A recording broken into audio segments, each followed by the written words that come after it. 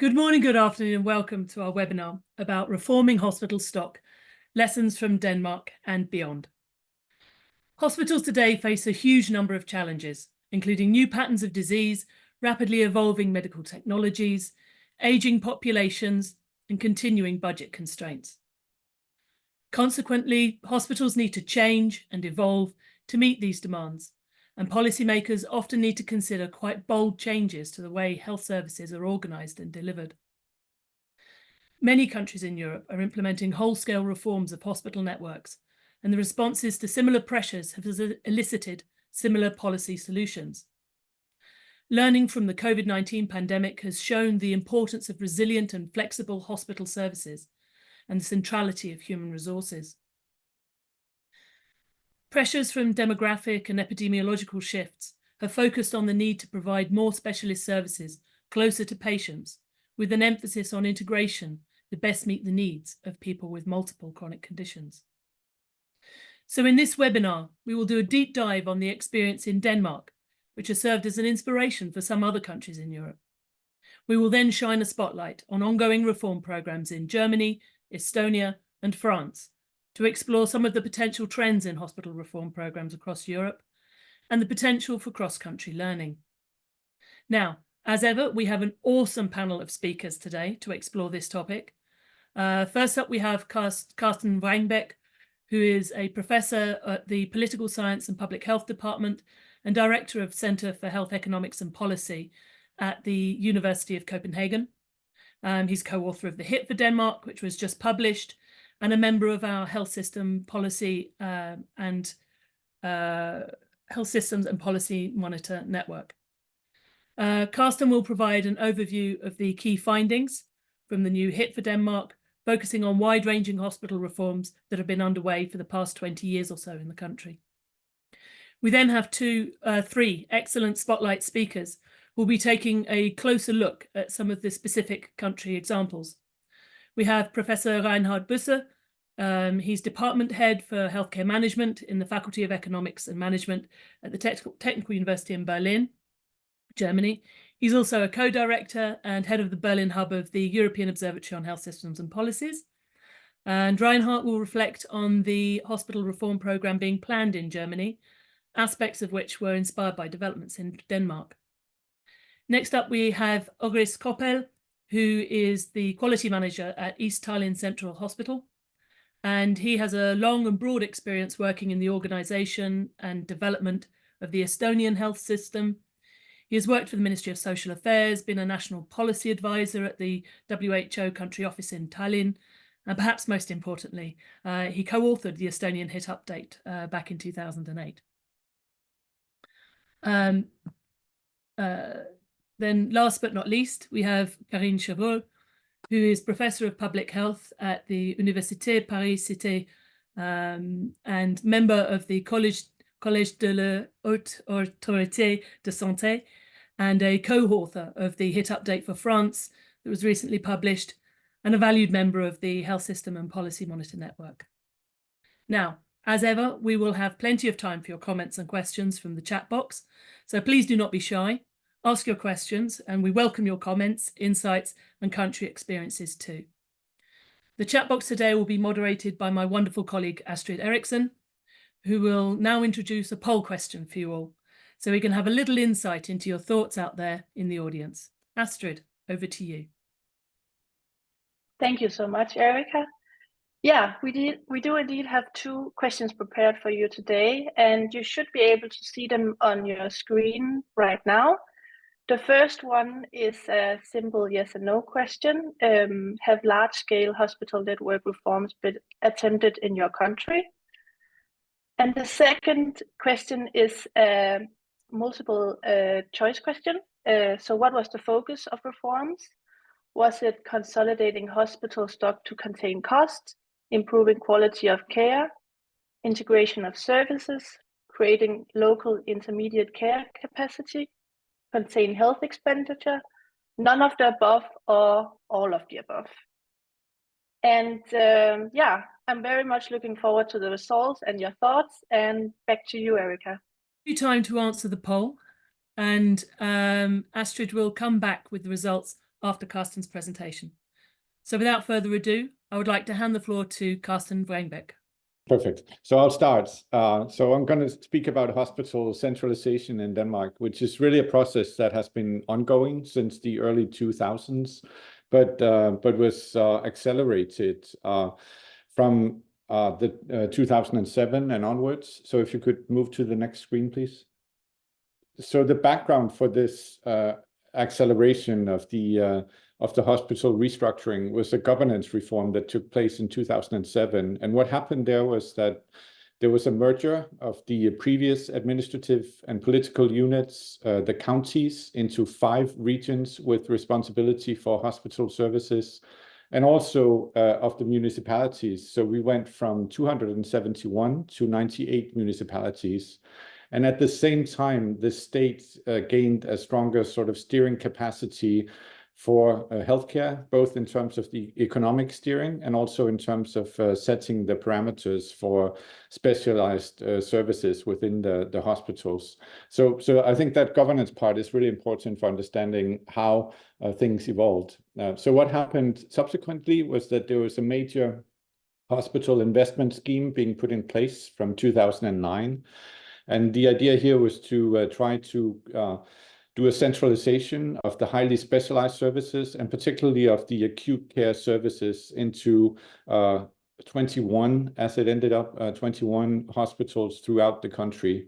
But the investment scheme entailed 16 new projects, new hospitals, or renovations to existing hospitals, and then regional planning in order to get those new hospitals into their regional networks, so the 5 regional networks.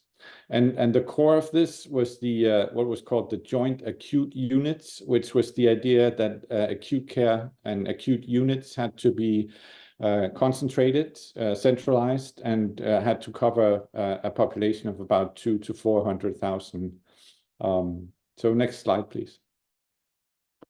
So what has happened since is that all of these new construction projects have been ongoing. 18 hospitals have been closed since 2007. Some of them have been converted into proximity hospitals, which are kind of local regional hospitals providing care, particularly for chronic care patients and older patients. And others have been joined within hospital organizations, which means that we have more locations than we have hospital units. So they've been joined under one management. So now, as of now, 10 projects are complete, 3 partially complete, and 3 are ongoing.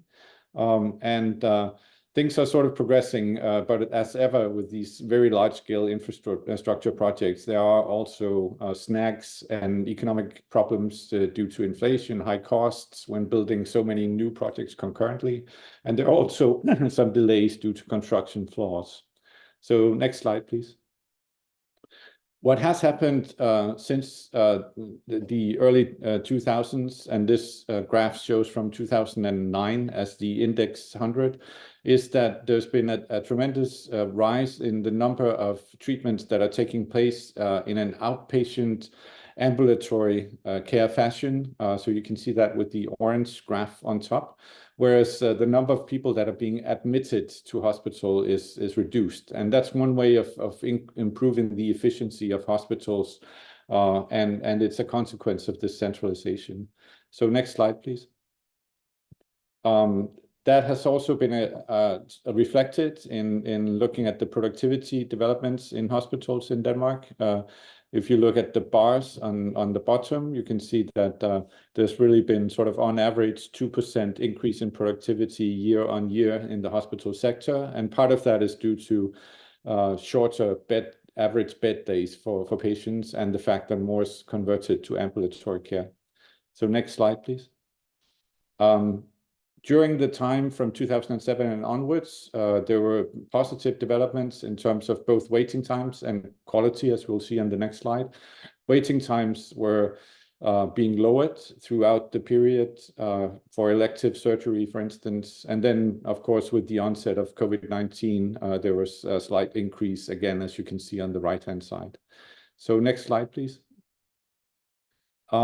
We've got a waiting time guarantee, which means that that all patients are guaranteed a diagnosis or start of a diagnosis within 30 days. And before COVID, again, things were looking fairly good. So almost 90% were met within that target, and things have been a bit more difficult after COVID-19. So next slide, please.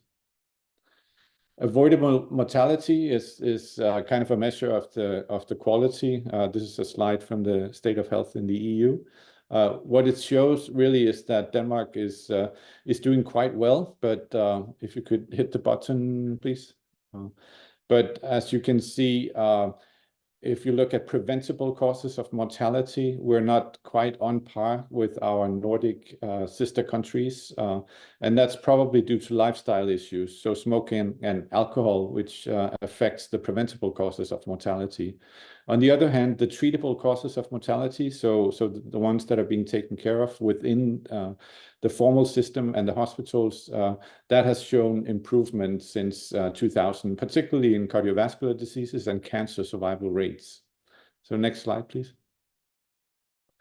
Then, as I said, COVID-19 has been a challenge, as it has in many countries. So the graph with the bars on the left-hand side shows the number of unfilled positions for specialty nurses, particularly in anesthesiology and intensive care. And the shortage here really means that some operations cannot take place, and that means increasing waiting times for some of the planned surgical somatic treatments. The part of the background is also that nurses felt that they were doing a very sort of extra effort during COVID, and they were not really being rewarded for that by the government, they feel. Many nurses have left the public sector, gone into private sector services, or gone to general practice services and so on, and there are too few applicants into nursing schools. So there's really an issue with shortage of nursing and specialized nursing staff. Next slide, please. And that's also reflected on this graph, which shows something about the working environment within hospitals. This is from a survey that was taken in 2021, so during COVID, and the left bars, the blue and light blue bars, are doctors and nurses, and what they show really is that there's an experience that they are under time pressure and they have to work too much compared to the average employees in Denmark. So next slide, please. And that has led to particularly nurses leaving the sector, and also some issues with general practitioners in some areas in the country. The government has responded. It set down a government commission, which issued a report in 2023 with 3 sort of main headlines and a number of recommendations. So the headlines have to do with stronger prioritization and better task solutions, so weeding out in things that aren't really productive or necessary. So it's really an ongoing process of making things more efficient. And then looking into the issues of making workplaces attractive and creating more time for the core professional task of both nurses and doctors, and providing the right competencies and professional responsibilities to deal with the new challenges that particularly the demographic changes rise. So that's one answer. And the other is a new sort of major government commission on structural reform, which is looking into whether or not the governance structure that was put in place in 2007 is sufficient to go forward. And the realization is that although Denmark was quite successful in centralizing the hospital structure, that also meant that there are challenges in terms of getting these new centralized hospitals well integrated with the rest of the system. So the commission was tasked to come up with new ways of providing better vertical integration and what they call end-to-end responsibility. So trying to come up both with economic incentives and other governance structures to promote that. And part of that is also to strengthen primary, local, and home-based care. So expand on the already ongoing efforts to develop proximity hospitals and local hospitals and clinics and so on, and to get those better integrated with the specialized care. And part of the answer, of course, also is digitalization and use of telecare and telemedicine and so on. The government has signaled that it's committed to a reform, but of course it's going to depend on sort of the political circumstances when the report comes out, expected in the fall of 2024. So next slide, please. So to sum up, the Danish case story is that governance is important, and the structural reform in 2007 enabled stronger steering of developments, which in turn enabled the centralization and the increase in productivity, the improvements in service and quality within the hospital sector. So there has been a centralization of the hospital infrastructure, and it's been sort of driven by this plan related to acute care functions, and it's been supported by these large-scale investments, so new money being put in both from the state and from the regions. And then second part of the story is that there are challenges after COVID-19 that has to be dealt with. So healthcare workforce shortages, as in many other European countries, which translates into a need to prioritize and to adjust in order to be able to deal with the changing demographics and to create better integration across the different levels. And then that may lead to further reforms, reform decisions in the fall of 2024, maybe 2025. And final slide. That was the final slide. So with that, I conclude my presentation for now. Happy to take questions afterwards. Thank you very much, Karsten. Yes, please do put any comments, questions in the chat, and Astrid will feed them back to the panel. So, Astrid, over to you. Results of the poll. What's been happening? Thank you, Erica. Yeah, it's we have a good 53% participation from the audience. And to sum up the first question, have there been large-scale hospital network reforms attempted in your country? The majority indicated yes, there has been. And the focus of those reforms has been, number one, improving quality of care. And the second is integration of services. And then on top, the last one, top three, is called consolidating hospital stock to contain costs. And then I think also interesting, 19% indicated none of the above. So perhaps it could be really interesting to hear from those audience members who indicated none of the above, what these reforms then did focus on in the chat box. Thank you. Over to you, Erica. Thank you very much, Astrid. Yeah, really interesting results there. No strong, in the sort of like the areas of reform, there was no strong sort of preference. So thank you very much. Without further ado, let's get into the spotlights. So we're hopping over to Germany now, and Professor Reinhard Büsser. So, Professor. I will give you a small snapshot from Germany on the proposed or ongoing hospital reform, which we currently see. We have a slightly different starting point, even though we have many overlaps with the other countries. On the left-hand side, you see the maps of Denmark, which we just heard Karsten talking about, and its hospital structure, and the German hospital structure, and already visually you see that even though also in Germany many areas are not as densely populated, there are many hospitals. And on the lower right-hand side, we have the number of hospital cases, even post-COVID, where we see a decline in hospital admission or discharge rates. I just compare it here to the other countries. So when we look at Denmark, we see in Denmark almost 40% fewer hospitalizations. In Estonia, which we'll be hearing about, minus 36% compared to Germany. And even France, with also relatively high numbers, minus 28. So we are really a high utilization country and high hospital stock.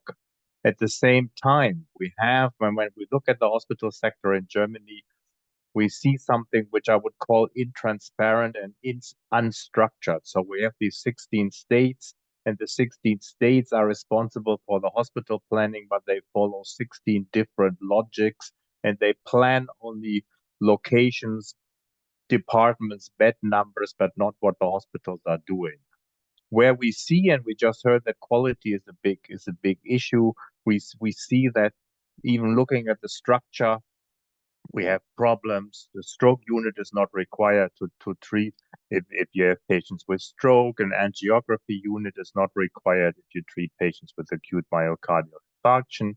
And 50% of cancer patients receive their treatment in hospitals without a relevant cancer center, even though we have many, many cancer centers. Only 10 conditions are more regulated, for example, preterm newborns under 1250 grams. And we see, and that is a big issue, that the number of hospital cases since the pandemic went down by 15%. We still have these above average numbers, which I showed. And it's important to realize we have 1,700 hospitals in the acute care. And when you look at this decrease of 15%, it is the utilization of the smaller half of them. So you could theoretically close 850 hospitals, and the other ones would have the same utilization as in 2019, which shows also the financial problems, and we see several insolvencies of hospitals. Against this backdrop, when the current government came into power a bit over 2 years ago, the coalition contract foresaw a government commission on modern and needs-based hospital care, and that was tasked to propose wider reforms in the hospital sector. And I say we because I'm a member of that commission, we proposed a reform in December of 2022, so 15 months ago, and that had three main elements. Hospitals are placed on 3 levels. So level 3 for the maximum care, level 2 for regular care, and level 1 for local care. And attached to these different levels would be different requirements, for example, to physician availability out of hours, size of intensive care, and so on. And then the services which hospitals are allowed or would be allowed to provide would be grouped into what we call service groups, and hospitals would be given service groups. So only patients with those indications would be allowed to be treated. And for each service group, there would be minimum requirements, for example, a stroke unit to treat stroke. And the third bit of the component is that we said, okay, once we have sorted hospitals in a more logical way, assign them responsibilities, we would also need to change the financing, which currently is 80% on DRGs. So we would reduce the DRG component, which you only get if you treat patients, in order for a budget component. The budget component would be given to the hospitals service group by service group. So what happened since December 22 in the last 15 months? The trilateral negotiations between the Federal Ministry of Health, the government party in Parliament, so we have a 3-party coalition, and the 16th state Ministry of the Health started in January 23. The state's official reaction was positive, but they opposed many of the core parts. For example, the levels, they say it's not justified to regulate this uniformly. They said the service groups of which we had proposed 128 are too detailed, and they mainly said, yeah, it's nice to have federal regulation, but in my state everything is so particular that I need to have exceptions. Only the change in financing was approved. The Federal Ministry of Health has a reaction that the levels were dropped. The service groups became fewer and fewer. Said, okay, but then we want to make sure that the population is aware of the hospital quality to be able to select an appropriate hospital, and propose the transparency law, which was again halted in the second chamber of parliament by the state, and which has just last week been finally passed. And to pacify the states, the federal level said, okay, well, let's have a transformation fund to reform the hospital structure filled with 50 billion euro. 50% would have to come from the states themselves. The real big reform, which I should have said in December 22, was fully taken over by the Ministry of Health. So the Commission proposal became the government proposal, and the first draft bill has now been published and is discussed. In my personal opinion, I would say yes, it will be passed, but as the actual enactment, the reform of the hospital structure itself, the allocation of service groups to hospitals will have to be done by the states. We will see very slow progress and very mixed progress in the 16 states. That was what I wanted to say. Obviously, I have a conflict of interest. I'm not a neutral member here. We have developed this proposal, and I'm keen on seeing it coming into reality. Thank you. Thank you very much, Reinhard. Thank you. Absolutely fascinating, the differences in the challenges that Germany is facing, particularly in view of the size of the hospital stock it has. So jumping over to a smaller country now. So Agris, if we could have a spotlight on Estonia. Okay, thank you very much for this opportunity to present a bit about Estonian hospital care, and just to give you some reflection about small country. It's we can use for our healthcare provision a bit more than 1,000 euros per citizen, and it means about 1.5 billion euros per year are spent on the health services in Estonia. So we are really small. But spot on the hospital care in Estonia. During last 30 years, actually, we have done several hospital reforms, and I think it's always too many hospitals in every country, and governments are looking solutions. And in Estonia as well, we started 30 years ago about 150 hospitals, and today we have 20 hospitals in our governmental network, and we still look for centralization, but also we look solutions for our smaller regions out of big cities. Therefore, few years ago and before the COVID, we started to analyze our hospital care system in Estonia. And thanks to European Commission founding, we made some analysis, and now the government and Ministry of Social Affairs are setting up the new developmental direction. So I'm not talking about the solutions yet, but discussions are ongoing.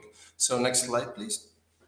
And just to give some idea and example, we called our analysis as a person-centered integrated hospital master plan for Estonia, and we are meaning to 2040 to solve some problems. And during this analysis, we created 3 different scenarios, but the first and most sounded scenario proposed to develop the integrated care hubs and to look more on, let's say, community hospitals where family doctors and other primary level health service providers have more responsibility and organizing the local care.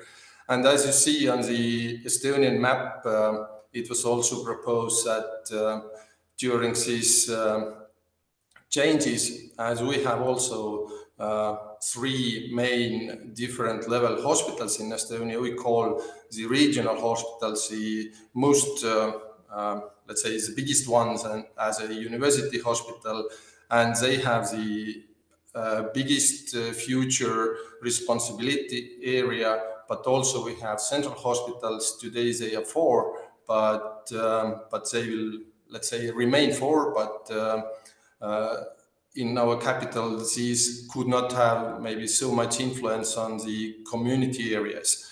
And yeah, these integrated care hubs It's during discussions with our local governments and local hospitals in counties, it has been reflected a lot that, we will lose our responsibilities in specialized care, and what will happen to the patients in countryside.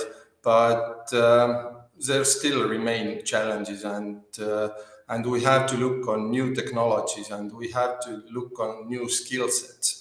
So the last slide, please.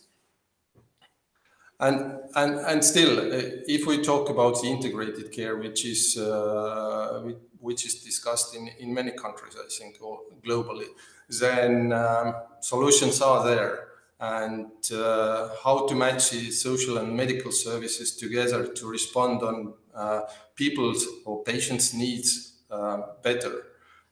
But these new service provision models, they are requesting the new financing models as well. After COVID, we see in Estonia as well that the previous DRG-based or fee-for-service-based models don't work anymore so good.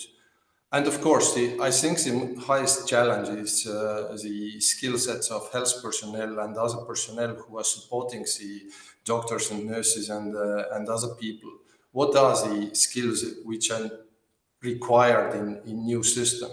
And of course, in Estonia, as well-known e-health, let's say, country, we have to look how the e-health integration and services can be connected to other services as well on social care level, and because there are data protection requirements and all other skills which are needed in new digital systems. So thank you. It was really quick, but maybe during questions we can discuss more. Thank you. That was perfect, Agris. Thank you so much. Thank you. So without further ado, because we're running short on time, we're going to skip back over to France and Professor Karine Chevreul. Professor. So I'm going to talk about the local hospital group reform in France. That was developed in 2016. So I'm with my colleague Morgan Michel, so we shared this presentation. So why did we do this reform? We did this reform because there were a need to increase access to care. Geographically, there were very great disparity in access to care, so we thought that we should do something. And in parallel, there was also a need to increase the quality of care. And for doing that, we thought that we had a need to increase the local planning of care and to, in a way, decrease duplication where they were duplication and develop services in accordance to what was needed by the population. So that was a need to increase the cooperation between hospitals to develop the appropriate care for the population, and also to improve hospital efficiency, thinking that if you're two hospitals grouping to buy drugs, for instance, you may bargain better price and things like that, and decrease the cost of buying stuff. That was also with the idea to develop innovation and to develop the uptake of organizational innovation like daycare, surgery care, and e-health technology. So that was the why of this reform. So who was touched by this reform? Mainly the private hospitals, the public acute hospitals, but not only the acute hospitals, that was for all public hospitals. And it was mandatory for them to enter in this group of local hospitals. There are approximately 1,300 in France. And some of them are acute, but also post-acute, and they can join. And the private acute hospital and the health and social care services can also join, but on a voluntary basis. They are not obliged to do it. So what would they do? So what they have to do is to organize their medical project, a common medical project in healthcare delivery for 5 years around one teaching hospital, because these teaching hospitals have more ability to project and to organize the training of people, the information system, the purchasing, but they also have to organize mainly have to organize the delivery of care, with the idea of increasing the quality of care, and with the ideas also to say we have to organize care at a local level with a graduation. First, you go to this type of hospital, and if you need more specialized care, you go to this one, and this one. So they have to coordinate what would be the patient pathway, and in order to do so, and in order to organize the care, they have a disease-centered approach to organize this graduation, but they also have to organize services like emergency services, for instance. So the way has to group together on a local basis and to develop this common project in healthcare delivery in order to improve the quality of care, the efficiency of care, but also access to care with these ideas of disease pathway. So finally, what did we achieve? We had almost 900 hospitals who grouped in 136 local group hospitals. This is what is called GHT. And these 136 GHT hospitals were composed of teams that ran from 1,200 to 25,000 professionals, so showing a very great disparity in the size of the local group and of the human resources. In fact, in this group, we went from 2 to 20 hospitals, so we show also very high disparities, reflecting a high disparity in density in hospitals across the country. And they were serving from 100,000 people to 2 million people. So also reflecting a very big disparity in the local size, in the territorial size of this grouping. So it's now like almost, 7 years that this reform was implemented. So the first limits that were showed out was that most often they stayed around acute hospital, but often the health and social care hospital were not associated. The health and social care firms are the ones who take care of people who are disabled, either because they are handicapped or because of a loss of autonomy due to aging. There were often no links with another reform that was implemented in the same time locally, and that were the local health professional community. So in this reform, we were developing local hospital groups to organize the hospital care pathway, but on a voluntary basis, we were also offering health professionals in the ambulatory care to connect and get organized between themselves. But there were no connection really between the two. And the function that was really, really developed in this common medical project most of the time was the purchasing function, much more than really creating a very specific patient pathway. So that was it. I think that I was just on time. You didn't have to show your face. I didn't have to chase you. You did very, very well. Thank you very much, Corinne. So if everybody could put their cameras back on. Astrid has been very active in the chat box and has been receiving lots and lots of questions. Please do keep your questions coming in. Hopefully we'll have time for 2 rounds. But to begin with, kick us off, Astrid. What's happening in the chat? A lot of stuff is there. A lot of questions are happening in the chat. I thought we could start off with some so there's a lot of specific questions to the panelist participants. I thought we would start with some for Karsten, and that is, could you talk a little bit about how this continuing cost containment in hospitals have continued in Denmark? And the second one is if you could talk a little bit more about what Denmark is doing at the moment in terms of primary care and, as you mentioned, integrating the large hospitals, the centralized hospital with the rest of the health system. So that's 2. And then we have a very specific one for Reinhard Busse as well. You mentioned that 50% of cancer patients in Germany receive treatment in a hospital without a certified cancer center. Could you maybe explain a little bit to the audience about what you mean with a certified cancer center, and is it a national center or are there regional centers in Germany? Yeah, so let's start with that. Thank you very much. Thank you very much. All right, so cost containment in Denmark.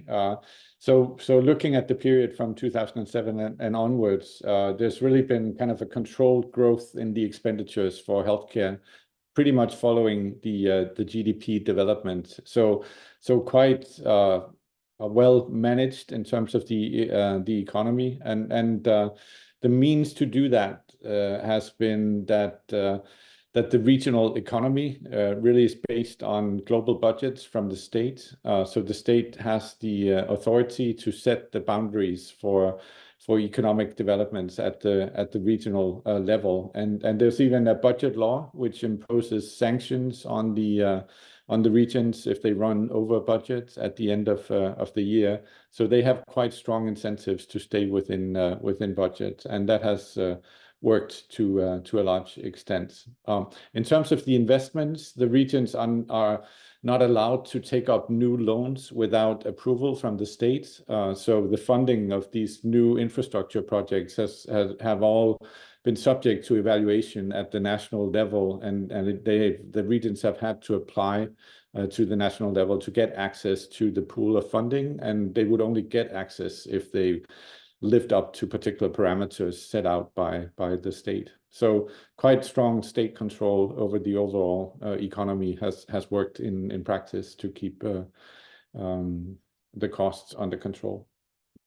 Then the second question was on integration of care. And I mentioned that there's this a government commission going on at the moment, but they're going to be building upon initiatives that have already been launched previously. And one of the most important is the development of what's called hospital clusters around the 21 acute care hospitals. And the idea here is that there's a formalized structure where the hospital management, the regions, the municipalities within the area, so the local governments within the area, and the general practitioners have to sit down and negotiate agreements on patient pathways and integration of care within that particular area. So that has been sort of in a phase of implementation for a while, and now it's probably going to be adjusted when the new reform comes in, but most likely with something along the same lines, but probably with stronger sort of economic incentives to integrate services and more follow-up in terms of measuring the quality and holding these various parties to account. Of course, the governance structure may change now, so you may have new players, but that remains to be seen next year. Thank you, Reinhard. I think the next specific question was on Germany. Yes, and it was particularly on the cancer centers. I mean, there's the German Cancer Society, so that's the only certification body, and there are different strands, I would say, for the major cancer entities. That is on the lower side here are so-called organ centers, and they have quite detailed certification requirements for whether you're colorectal, breast, lung, and so on. Then for the smaller entities, you can, as a hospital, either apply only for what they call a module, or you are an oncology center providing several of these modules. But there's only one program. It's strictly speaking voluntary, but we see that when we check, and I said we had these 1,700 hospital sites, 400 of them have at least one module. So, and that corresponds to basically, when you look at the size of hospitals, that out of the 1,700, 400 are, sounds a bit real hospitals. I mean, which you would probably see at the backbone of the hospital infrastructure. But the other 1,300 also provide these cancer services, even though, I mean, 400 hospitals with cancer centers means that nowhere a hospital with a cancer center is very far. Thank you very much. Thank you. Yeah, that's a lot of hospitals. Okay, so Astrid, do we have any more questions that have been coming in? I've seen quite a lot. Yes. There's two broad questions I thought that would be very good to ask all the panelists. Karsten already touched upon how primary care has been, or what the focus has been on primary care after the hospital reform and the centralization in Denmark.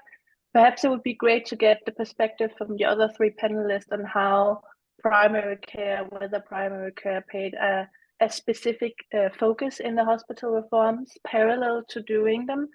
And then the second is just what are sort of your, or what would you suggest other countries embarking on similar reforms to pay particular attention to during the process? Okay, thank you very much. So, Agris, I'm going to come over to you to talk about primary care, if that's okay. And that while everybody else can think of like what they would recommend for other countries from the experiences they've been sharing. So, Agris. Yes, thank you very much. Actually, primary healthcare is really the fundamental for all health systems, and in parallel with hospital network analysis, we started also the development of new primary healthcare strategy as well, because in Estonia now we are facing this scarce of family doctors, and we have set up a new model for health centers, which are and mean to be closely connected to, let's say, hospitals also as one network. But as I told about the hospital developments, and if we are talking about the integrated hubs or even community hospitals, then we want to give primary healthcare more responsibility and higher role in organizing the patient treatment pathways, or whatever you call them. And yeah, primary healthcare is really directly affected and affects the hospital reforms as well. You can't avoid this impact, I think. Thank you very much. Karina, over to you.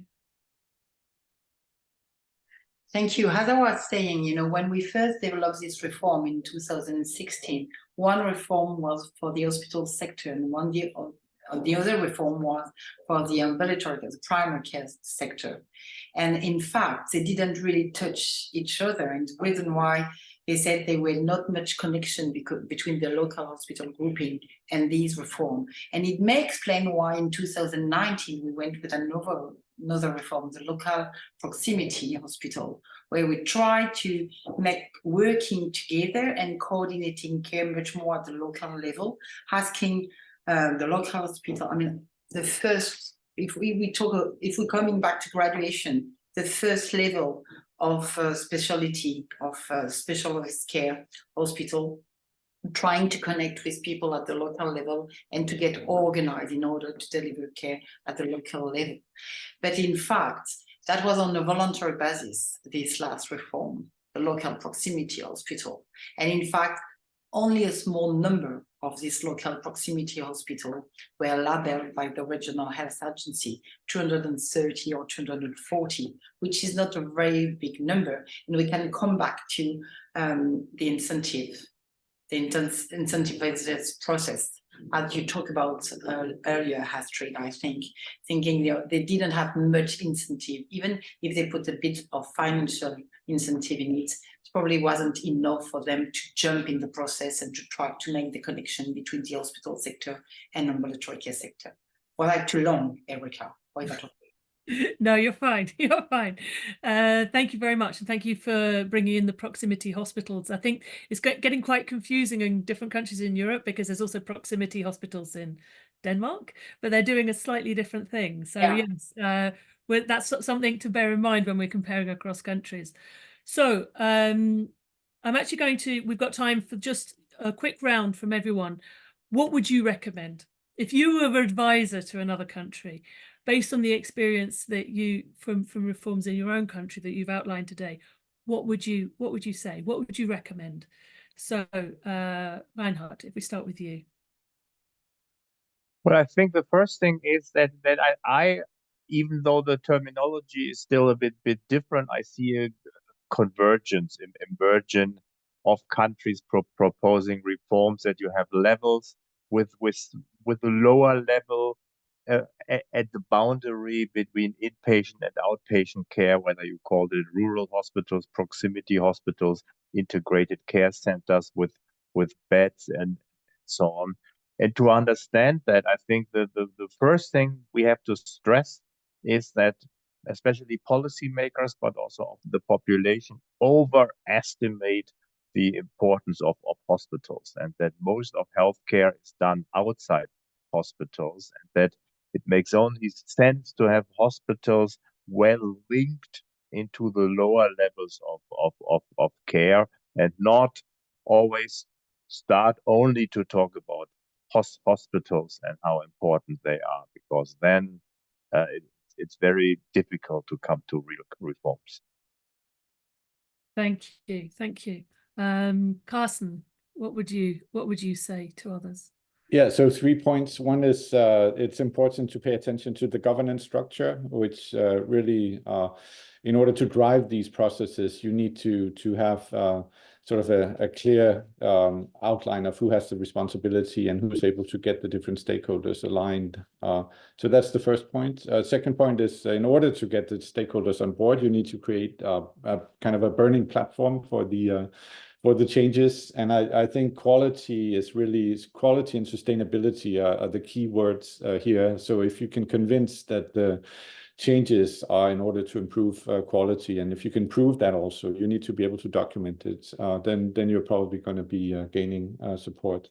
And the third point is really very much in agreement with Reinhard, that now and today we focused very much on hospitals, but in reality, in the future, what's really going to be important is the integration of hospitals with the local care and the general practitioners and so on. So getting the entire chain of treatment to work in practice. That's the challenge for the future, and that's where we need to focus. Thank you very much. Yes, it's and very interesting that you say focus on the quality as a way of bringing all the stakeholders together and taking everyone with you in the reform program to reduce the amount of friction.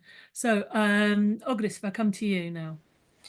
Yeah, I agree with Reinhard and Karsten as well. And if we say that we overestimate the importance of hospitals or role in health system, then I agree also. But also I think today already we can say that we underestimate the role of technology or possibilities of technologies as well in our health system, and we are still afraid to use on a higher level all the technological ways because of quality and everything. But also in all analysis of health systems, I think the patient perspective and needs of patients should be more sound and taken into account more importantly, and we are not good in that way, I think, still. But thank you. Thank you. Yes, sorry. Totally forgot the patient perspective. Really, really important. Thank you for bringing that up. Karina, over to you. Okay, thank you. I would just add that I do perfectly, agree with what was said. And if we want to organize the healthcare system around the graduation of care in the patient care pathway, so we have to combine the primary care or the primary contact and then the hospital sector for sure. But if we want to do it, as we've seen in France, either you say it's mandatory and you have to do that, or either you say it's on a voluntary basis. And this is the first point I want to raise. It's so much demanding to reorganize healthcare between hospital and within the hospital sector. So it can't really be on a voluntary basis.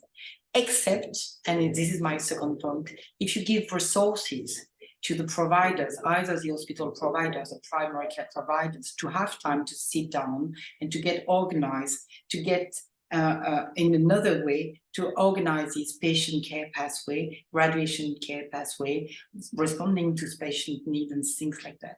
So the only point I want to make is like, okay, just we have to do it, but we have to provide either technical resources, human resources, or financial incentive to hospital and the other healthcare professional to do it properly. Thank you very much. Yes, I think that round there was a brilliant way of concluding this particular session, so we can finish on time. All that remains for me to say is that if you're interested in what is going on in other countries in Europe, please do check out the HIT health system reviews that are produced by the European Observatory on Health Systems and Policies. If they're too long, they are long documents. They are very, very detailed. It's everything you would need to know about a health system. Check out the state of health in the EU profiles, or indeed the HIT summaries, which are also available, all free to download from our website. And if you want to know about the latest developments in countries, please do check out the Health System Policy Monitor, the HSPM. So thank you very much for your time and your company. See you again soon. Bye-bye.